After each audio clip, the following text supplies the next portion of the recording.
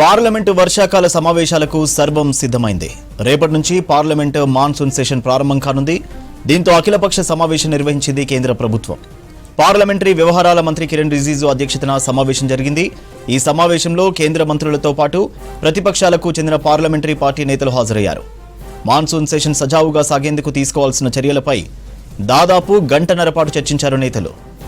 Details Madar అందిస్తారు. మదార్, రేపటి నుంచి పార్లమెంట్ మాన్సూన్ సెషన్ ప్రారంభం కానుంది కదా, సో కేంద్ర ప్రభుత్వం అఖిలపక్ష సమావేశం నిర్వహించింది. దీనిపై అప్డేట్స్ ఏంటి? గంటన్నర పైగా ఈ సమావేశం జరిగింది. All party meeting. పార్లమెంటు వ్యవహారాల శాఖ మంత్రి కిరణ్ రిజిజు నేతృత్వంలో ఈ భేటీ జరిగింది. ఈ భేటీకి కేంద్ర మంత్రులు జేపీ నడ్డా, అర్జున్ రామ్ మేఘవాల్, మురుగన్లతో పాటు ఇటు కాంగ్రెస్ పార్టీ నుంచి జయరాం రమేష్, గౌరవ్ గొగాయ్లు హాజరయ్యారు. ఇక మిగతా పార్టీలకు సంబంధించిన ఫ్లోర్ లీడర్ కావచ్చు, ఆ పార్టీలకు సంబంధించిన ముఖ్య నేతలు ఈ భేటీలో పాల్గొన్నారు. కీలకంగా ప్రధాన చర్చ రేపటి నుంచి ప్రారంభం కాబోయేటువంటి వర్షాకాల పార్లమెంట్ సమావేశాలకు సంబంధించి సభ సజావుగా సాగేందుకు ప్రతిపక్షాలు అలాగే అన్ని పార్టీలు కూడా సహకరించాలంటూ కూడా కేంద్ర ప్రభుత్వం విజ్ఞప్తి చేసింది. దాంతోపాటు ప్రభుత్వానికి సంబంధించి కొత్తగా ఏ బిల్లులు తీసుకురాబోతున్నారు ఏంటి అనే దానిపైన కూడా ఒక స్పష్టతనిచ్చింది.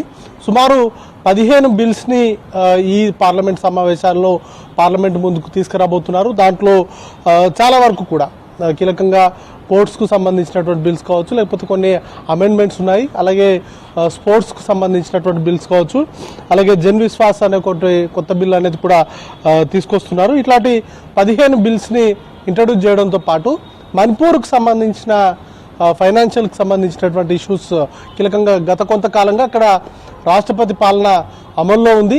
రాష్ట్రపతి పాలనను ఎక్స్టెండ్ చేయడంతో పాటు ఆ రాష్ట్రానికి సంబంధించినటువంటి బడ్జెట్ కావచ్చు, ఇతర అంశాలపైన చర్చించేందుకు ఈ సెషన్ను ఉపయోగించుకోబోతున్నట్లుగా కేంద్ర ప్రభుత్వం స్పష్టం చేసింది.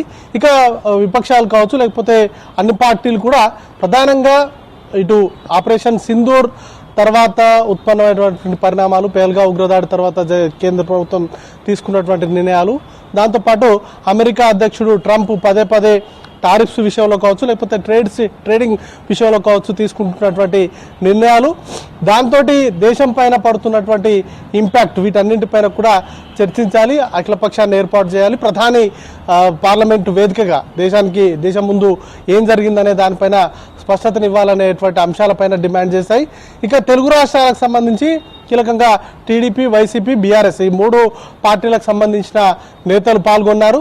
వారు కూడా జాతీయ స్థాయిలో ఈ అంశాలను ప్రస్తావిస్తూనే మరోవైపు నదుల అనుసంధానానికి సంబంధించి ముఖ్యంగా బనకచెర్లకు సంబంధించినటువంటి వ్యవహారం పైన ఇటు బీఆర్ఎస్ కావచ్చు, అలాగే టీడీపీ కావచ్చు, దానిపైన పార్లమెంటు వేదికగా చర్చ జరగాలనేటువంటి అంశాన్ని తీసుకొచ్చాయి. వాటితో పాటు ఇటు వైసీపీ ఏమో ఆంధ్రప్రదేశ్ రాష్ట్రంలో అక్రమ కేసులు కావచ్చు, లేకపోతే ఆ రాష్ట్రంలో మహిళలపై జరుగుతున్నటువంటి దాడులపైన చర్చకు పట్టుబడతాయి. ఇక బీఆర్ఎస్ ప్రధానంగా 3 అంశాలని ప్రస్తావించింది. దాంట్లో ఒకటి బనకచెర్ల నదుల అనుసంధానం పేరుతో పైనున్నటువంటి రాష్ట్రాలకు నష్టం చేకూర్చేలాగా ఆంధ్రప్రదేశ్ రాష్ట్రం వ్యవహరిస్తుందనేటువంటి అంశాన్ని దృష్టికి తీసుకురావడంతో పాటు మరొక 2 అంశాలు, ఒకటి డీలిమిటేషన్, మరొకటి వ్యవసాయానికి సంబంధించి ముఖ్యంగా దేశవ్యాప్తంగా ఫర్టిలైజర్కి సంబంధించినటువంటి కొరత ఉంది, వాటిపైన